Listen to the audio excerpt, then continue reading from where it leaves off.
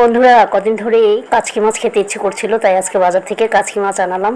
এখন এই কাচকি মাছকে আমি নিজ হাতে বেছে পরিষ্কার করতে বসেছি, কিন্তু দেখো এর মধ্যে আমার সুন্দরী তার কালো কালো আন্ডা বাচ্চা নিয়ে এসে আমার হাত থেকে মাছ খাওয়ার জন্য চলে এসেছে। একটু যদি মাছ কম পড়ে আমার হাতের মধ্যে কীভাবে ওরা ঠুকুর মারে দেখো। ওরা এরকমই করে আমার সাথে।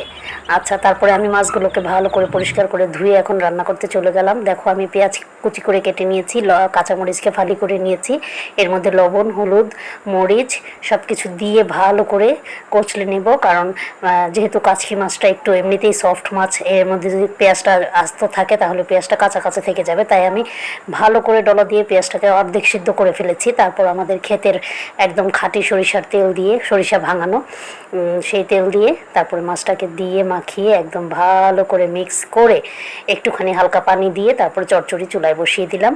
এখন চুলা থেকে এই চচ্চড়ি হয়ে আসছে, হয়ে তারপরে আমি ধনেপাতা দিয়ে দিলাম, আর সাথে দিয়ে দিলাম 4টা লেবু পাতা গাছ থেকে পেড়ে এনে, কারণ আমরা ছোট ছোট মাছের মধ্যে একটু লেবু পাতা দিই, তাহলে একটা সুন্দর স্মেল আসে।